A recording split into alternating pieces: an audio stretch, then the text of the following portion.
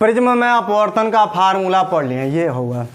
मगर एक साल एक क्वेश्चन आया था कि प्रिज्म में अपवर्तन का सूत्र निकालने के साथ अगर कह दे पतला प्रिज्म हो, माने मोटा हफ्ता बड़ा ना हो, बहुत छोटा हो, बहुत पतला हो अगर प्रिज्म, तब अपवर्तन का सूत्र क्या होगा। तो यहाँ अपवर्तन का जो सूत्र यन निकाले हैं sign del M plus a/2 बट्टे साइन a/2, ये बदल जाता है और इसका डेरिवेशन हमने पिछले वीडियो में पढ़ा चुके हैं, सारी टर्न मिल जाएगा। ठीक है, इस पर छोटा क्वेश्चन भी, छोटा वीडियो भी बनाया है, लाग पूरा डेरिवेट करके भी दिखाए हैं, तो 2 वीडियो हो ही गया है। अब इसमें अगर बाय द वे कहता है कि प्रिज्म बहुत पतला हो तब अपवर्तन का सूत्र क्या होगा, माने प्रिज्म पतला हो तब अपवर्तन का सूत्र क्या होगा, तब उसके लिए निकालते हैं। देखिए कितना झकास एकदम झकास तरीके से, जो कभी आप फंस ही नहीं सकते हैं। देखिए कितना बेहतरीन तरीके से पढ़ाते हैं हम, कभी आप सोच नहीं सकते हैं कितना आसान फिजिक्स भी होता है जो चुटकियों में सॉल्व हो जाता है और आप भी कहेंगे कि वाह हमने क्या पढ़ा है। जैसे कोई पकवान खाते हैं बहुत अच्छा लगता है तो हम लोग कहते हैं वाह मैं तो अपने लाइफ में ऐसा पकवान ऐसा भोजन कभी किया नहीं हूँ। वैसे ही ये टॉपिक है, इतना बेहतरीन है, सिर्फ पढ़ने और पढ़ाने वाला तो बेहतरीन चाहिए ताकि आपकी पढ़ाई अच्छी हो जाए। ठीक है, अगर अच्छी लगेगा तो ज़रूर उन बच्चों को बताइए जो शिक्षा से दूर हैं या जो पढ़ नहीं पा रहे हैं। ठीक है, यही आप लोग से गुजारिश है। देखिए बाय द वे मान लीजिए प्रिज्म अपवर्तन का सूत्र भी देखे ही हैं, पृष्ठ पर था ही, मगर यदि प्रिज्म बहुत पतला हो जाए, प्रिज्म बहुत पतला हो तो पहले तो हम लिखेंगे प्रिज्म में अपवर्तन का, इसको हम नोट्स में डाल देते हैं, बेहतरीन रहेगा, एक हमारा हेडिंग बन जाएगा क्योंकि टॉपिक वाइज पढ़ाते हैं। क्वेश्चन इस पर यही कहता है कि अगर प्रिज्म में प्रकाश का अपवर्तन का सूत्र निकालिए, था ही दिखे ही हैं। मगर अगर बाय द वे बहुत पतला हो तो पतला होगा तो आप क्या करेंगे, तब उसके लिए तो फार्मूले बदल जाते हैं। तो करना कुछ नहीं है, ये टर्न हम जानते हैं प्रिज्म में अपवर्तन का सूत्र क्या होता है। टर्न हम लिख देते हैं, प्रिज्म में प्रकाश का क्या करना है, अपवर्तन।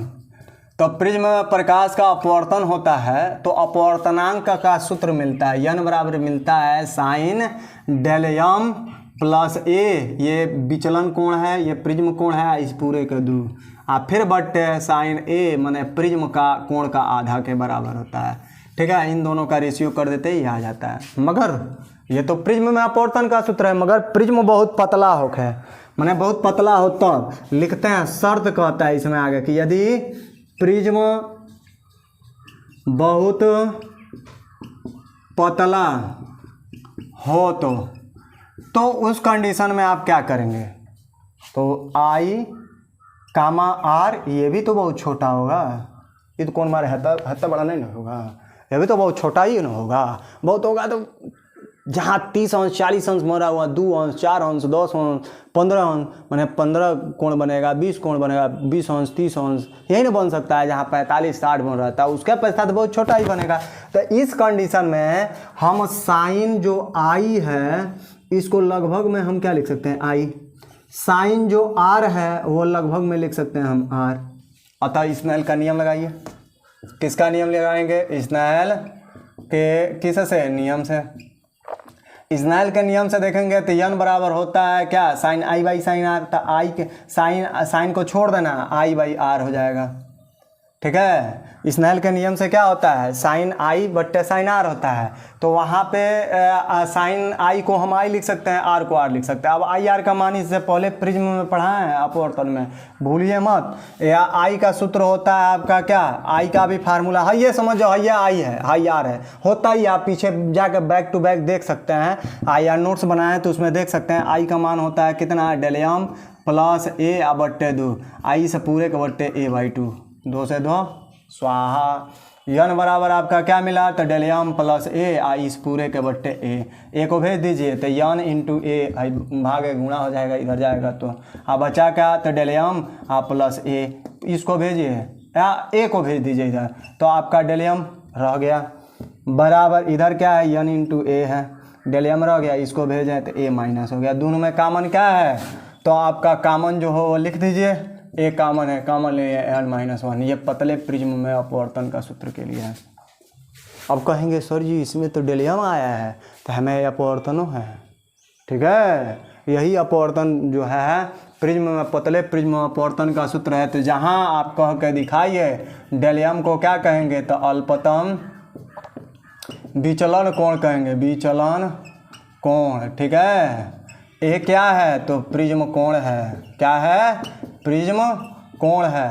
यन क्या है, तो अपवर्तनांक है, अपवर्तनांक है, ठीक है।